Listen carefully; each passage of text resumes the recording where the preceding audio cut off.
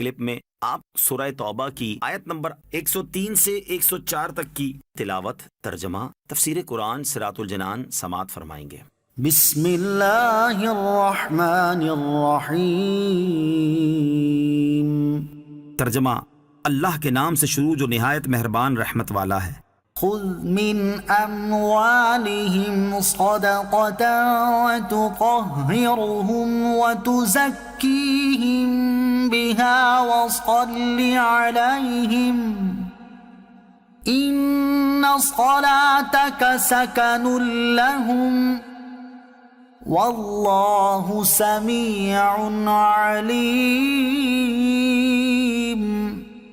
ترجمہ، اے حبیب تم ان کے مال سے زکوٰۃ وصول کرو جس سے تم انہیں ستھرا اور پاکیزہ کر دو، اور ان کے حق میں دعائے خیر کرو، بے شک تمہاری دعا ان کے دلوں کا چین ہے اور اللہ سننے والا جاننے والا ہے۔ خذ من اموالہم صدقہ، اے حبیب تم ان کے مال سے زکوٰۃ وصول کرو۔ اس آیت میں جو صدقے کا لفظ مذکور ہے اس کے معنی میں مفسرین کے کئی قول ہیں۔ ایک قول یہ ہے کہ جن صحابہ کرام رضی اللہ تعالیٰ عنہم کا ذکر اوپر کی آیت میں ہے، انہوں نے کفارے کے طور پر جو صدقہ دیا تھا وہ مراد ہے، اور وہ صدقہ ان پر واجب نہ تھا۔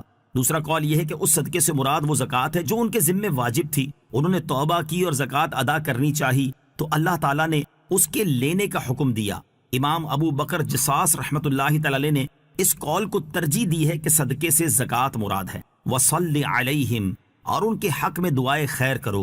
صدقہ پیش کرنے والے کے لیے دعائے خیر کرنا سید المرسلین صلی اللہ علیہ وسلم کے معمولات میں شامل تھا۔ چنانچہ صحیح بخاری اور صحیح مسلم میں حضرت عبداللہ بن ابی اوفا رضی اللہ تعالیٰ عنہ سے مروی ہے کہ جب کوئی رسول اللہ صلی اللہ علیہ وسلم کے پاس صدقہ لاتا تو آپ علیہ الصلوۃ والسلام اس کے حق میں دعا کرتے۔ میرے والد صاحب نے صدقہ حاضر کیا تو حضور پرنور علیہ الصلوۃ والسلام نے دعا فرمائی، اللہم صلی علی آل ابی اوفا، اے اللہ ابو اوفا کی اولاد پر رحمت نازل فرما۔ تفسیر مدارک میں ہے سنت یہ ہے کہ صدقہ لینے والا صدقہ دینے والے کے لیے دعا کرے۔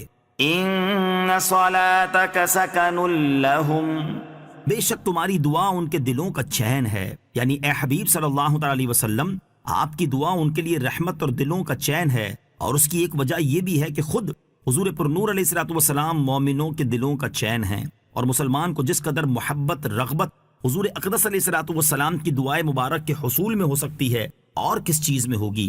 یہ نبی اکرم علیہ الصلوۃ والسلام کی ظاہری زندگی میں بھی تھا اور اب بھی ہے، کیونکہ ہمارے اعمال نبی رحمت علیہ الصلوۃ والسلام کی بارگاہ میں پیش کیے جاتے ہیں۔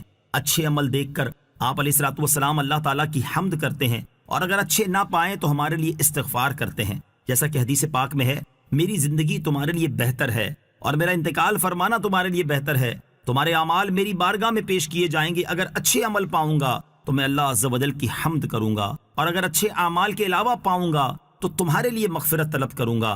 لہٰذا نبی اکرم علیہ الصلوۃ والسلام کی دعا ان کی زندگی اور وفات کے بعد دونوں صورتوں میں حاصل ہوگی اور دلوں کے چین و سکون کا باعث بھی ہوگی۔ الم يعلموا ان اللہ هو يقبل التوبة عن عباده ويأخذ الصدقات وأن الله هو التواب الرحیم۔ ترجمہ، کیا انہیں معلوم نہیں کہ اللہ ہی اپنے بندوں کی توبہ قبول فرماتا ہے اور خود صدقات اپنے دستے قدرت میں لیتا ہے، اور یہ کہ اللہ ہی توبہ قبول کرنے والا مہربان ہے۔ الم یعلموا، کیا انہیں معلوم نہیں؟ اس آیت میں توبہ کرنے والوں کو بشارت دی گئی کہ ان کی توبہ اور ان کے صدقات مقبول ہیں۔ بعض مفسرین کا قول ہے کہ جن لوگوں نے اب تک توبہ نہیں کی، اس آیت میں انہیں توبہ اور صدقے کی ترغیب دی گئی ہے۔ وَيَأْخُذُ الصَّدَقَاتِ، اور خود صدقے اپنے دستے قدرت میں لیتا ہے۔ اس سے مراد یہ ہے کہ اللہ تعالیٰ صدقات کو قبول کرتا اور اس پر ثواب عطا فرماتا ہے۔ اللہ تعالیٰ پاکیزہ مال سے دیا گیا صدقہ قبول فرماتا ہے۔ حضرت ابو ہریرہ رضی اللہ تعالیٰ عنہ سے روایت ہے، رسول اللہ صلی اللہ تعالیٰ علیہ وسلم نے ارشاد فرمایا کہ جو شخص پاکیزہ مال سے صدقہ کرے اور اللہ تعالیٰ پاکیزہ مال کے سوا قبول نہیں کرتا، اللہ تعالیٰ اسے اپنے دائیں ہاتھ سے قبول فرماتا ہے، خواہ وہ ایک کھجور ہو، پھر وہ صدقہ رحمان عز و جل کے دستے قدرت میں بڑھتا رہتا ہے، حتیٰ کہ پہاڑ سے زیادہ ہو جاتا ہے، جس طرح تم میں سے کوئی شخص گھوڑے یا اونٹ کے بچے کو پالتا ہے۔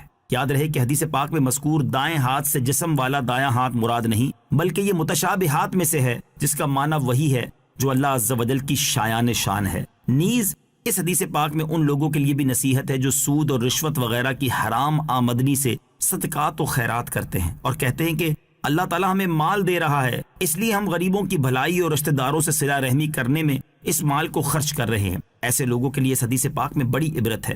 چنانچہ قاسم بن بخیمرہ رضی اللہ تعالی عنہ فرماتے ہیں، رسول اللہ صلی اللہ تعالی علیہ وآلہ وسلم نے ارشاد فرمایا، جو شخص گناہ کے ذریعے مال حاصل کر کے اس سے صلہ رحمی کرتا یا صدقہ کرتا یا اللہ تعالیٰ کے راستے میں خرچ کرتا ہے تو اللہ تعالیٰ اس سب کو جمع کر کے جہنم میں ڈال دے گا۔ حضرت عبداللہ ابن مسعود رضی اللہ تعالی عنہ سے روایت ہے، حضور اقدس علیہ الصلوۃ والسلام نے ارشاد فرمایا، تمہیں وہ شخص تعجب میں نہ ڈالے جس نے حرام مال کمایا، کیونکہ اگر وہ اس مال کو راہ خدا میں خرچ کرے یا اسے صدقہ کرے تو وہ قبول نہ کیا جائے گا، اور اگر اسے چھوڑ دے تو اس میں برکت نہیں دی جائے گی، اور اس میں سے کچھ بچ جائے تو یہ جہنم کی طرف اس کا زاد راہ ہوگا۔